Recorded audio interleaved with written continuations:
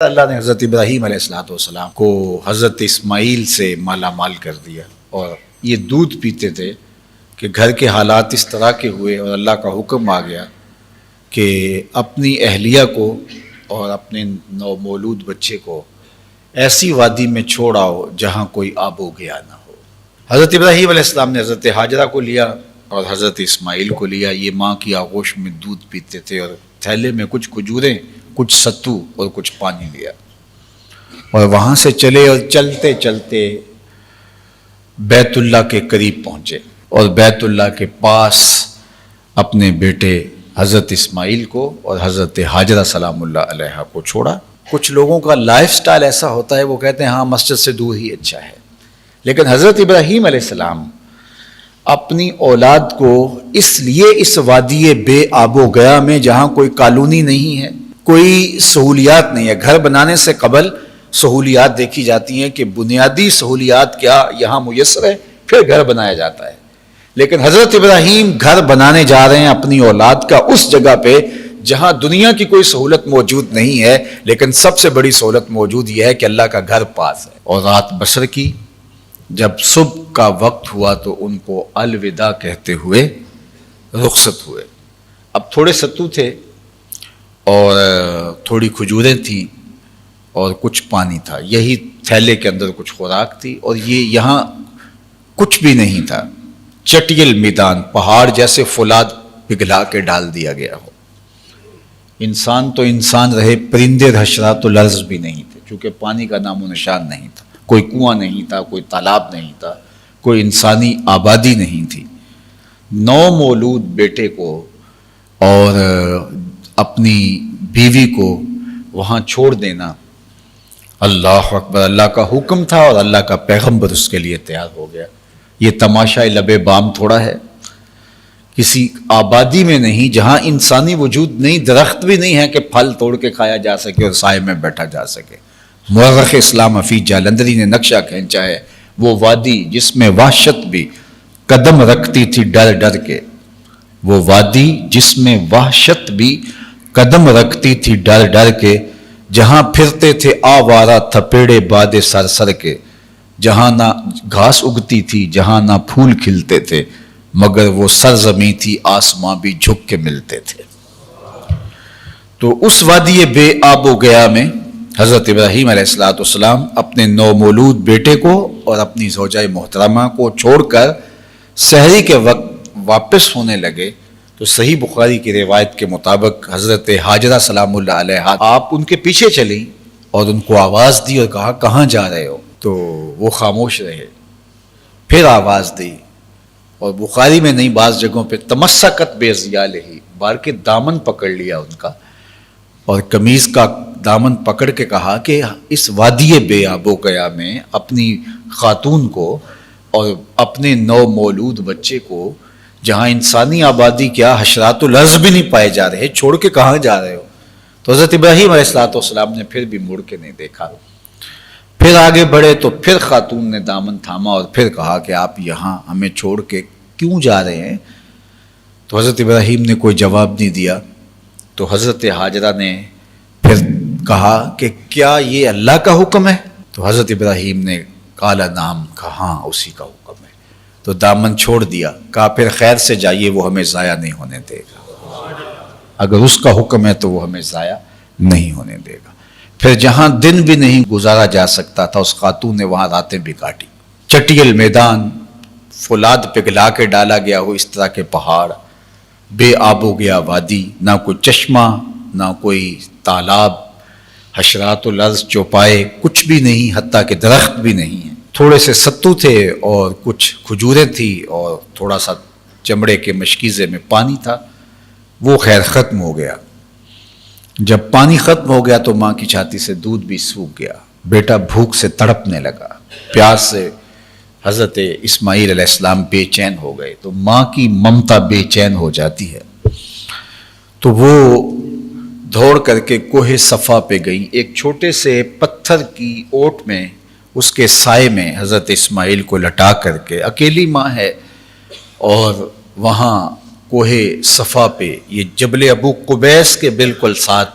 ایک پست قامت پہاڑی تھی، اور اس کی چوٹی کے اوپر کھڑے ہو کر کے دائیں بائیں دیکھ رہی، اور پھر اس کے دوسری جانب جو ہے وہ مروہ نامی چھوٹی سی پہاڑی تھی، تو یہ پھر اس سمت آئیں، درمیان میں نشیبی جگہ تھی، وہ چلتی ہوئی دیکھتی اپنے بیٹے پہ نظر رکھے ہوئے دوڑے جا رہی تھی، اور جہاں سے بیٹا نظر نہیں آ رہا وہاں بہت تیزی سے گزری، اور پھر جا کے مروہ پہ چاروں طرف دیکھا، کوئی پرندے اڑتے کہیں جانب دکھائی نہ دیے، ادھر بھی دیکھ لیا تھا ادھر بھی دیکھ لیا تھا، لیکن ماں کی ممتا تھی اور ادھر تڑپتا ہوا اسماعیل تھا، کوئی اور راستہ نہیں تھا۔ ماں وہاں سے آ کے پھر دوبارہ جبل صفا پہ آتی ہیں اور اس پہاڑی کے اوپر پھر دوبارہ دائیں بائیں دیکھتی ہیں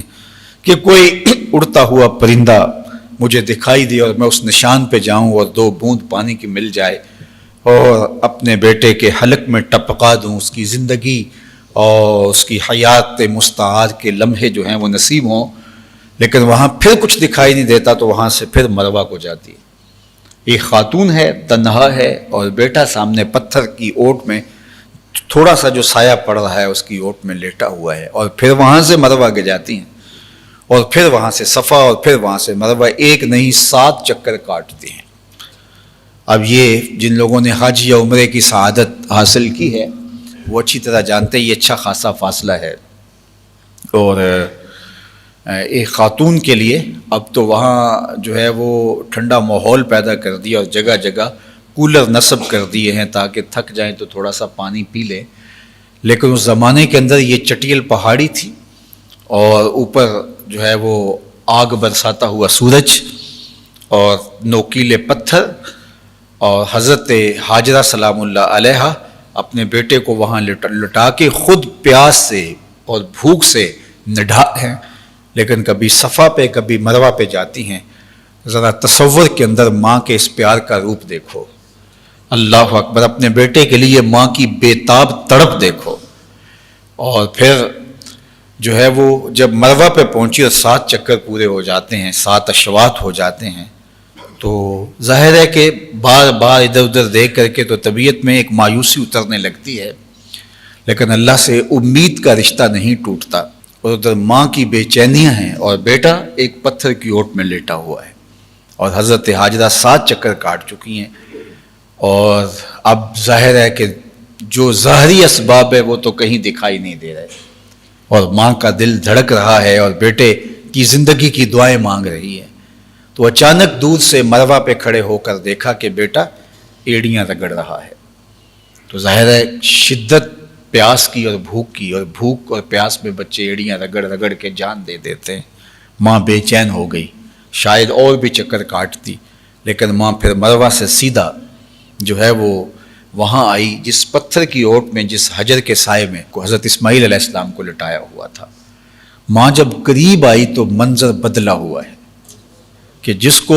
پیاس میں بلکتا ہوا چھوڑ کے گئی ہیں، اس اسماعیل، اس معصوم اور ننھے اسماعیل نے ایڑیاں رگڑی ہیں، رب نے چشمہ جاری کر دیا ہے، اور پانی بہہ رہا ہے تو تیزی سے دوڑی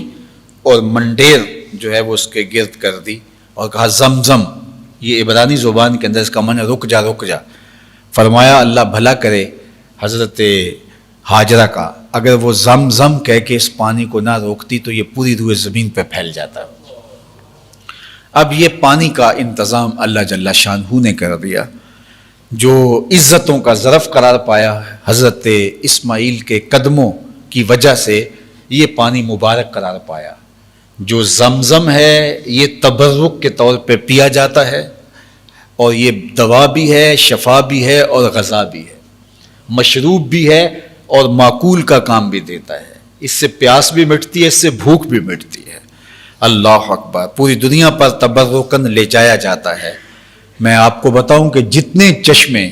جن سے یہ دریا نکلتے ہیں یہ کس نے جاری کیے ہیں، تو آپ سب کا جواب ہوگا اللہ نے جاری کیے۔ یہ دریا کس نے جاری کیے؟ آسمان سے بارش کون برساتا ہے؟ زمین سے پھوٹتے ہوئے پانی کے چشمے اور جو ہے وہ پھوٹتے ہوئے جھرنے، یہ کس کے کرم سے ہیں؟ سب چشمے اللہ نے جاری کیے ہیں۔ تو جس طرح اللہ نے باقی چشمے جاری کیے ہیں، یہ زمزم بھی اسی نے جاری کیا ہے۔ باقی یوں متبرک نہیں ہے. یہ متبرک کیوں ہے؟ اس لیے کہ اس چشمے نے ایک پیغمبر کے قدموں کے بوسے لیے ہوا، اس وجہ سے یہ معتبر ہوا، یہ عزتوں کے لائق ہوا اور یہ وقار کی ضمانت ہوا. اللہ اکبر. اب ایک جانب تو اللہ تعالیٰ نے ماں کی بے تابی کو صلہ دیا کہ چشمہ جاری کر دیا جو قیامت تک حضرت اسماعیل علیہ السلام کی خیرات زمانے کو نصیب ہوتی رہے گی، اور دوسری جانب اللہ جل شانہ نے ماں کے اس پیار کو اور ماں کی تڑپتی ہوئی ممتا کے انداز کو قیامت تک کے لیے باقی رکھ دیا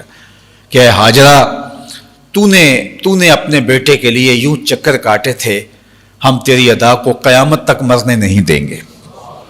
جب حاجی جاتا ہے، معتمر جاتا ہے، تو وہ طواف کے بعد سعی کرتا ہے اور وہاں بھاگ رہا ہوتا ہے. بچے، بوڑھے، جوان، مرد، عورت، بادشاہ، شہنشاہ، کج کلا، علماء، صلحاء، بوڑھے، بزرگ، بیمار، تندرست، سارے دوڑ رہے ہوتے. ایک دوڑ لگی ہوئی ہے، عجیب دوڑ لگی ہے. حضرت حاجرہ تو اس لیے دوڑ رہی تھی کہ بیٹے کے لیے پانی کی تلاش تھی. حاجی کی بغل میں پانی کی بوتل ہوتی ہے پھر بھی دوڑ رہا ہوتا ہے. اللہ اکبر. وہ تو اس لیے دوڑ رہی تھی کہ بیٹے کے لیے بے چینی تھی کہ بیٹا دور پڑا، پیاس سے بلک رہا ہے، لیکن یہاں ماں اور بیٹے اکٹھے دوڑ رہے ہوتے ہیں. ایک دوڑ لگی ہے میرے مالک کو، دوڑنا بھی عبادت ہے. جواب آیا کہ اے ہاجرہ، تو نے حد کر دی اور اپنے بیٹے کے لیے محبت اور ممتا کا ایک ایسا روپ پیش کیا، ہم تیری اداؤں کو مرنے نہیں دیں گے. کل تمہاری راہوں پر قیامت تک آنے والے لوگ جو ہیں ان راہوں پہ دوڑیں گے.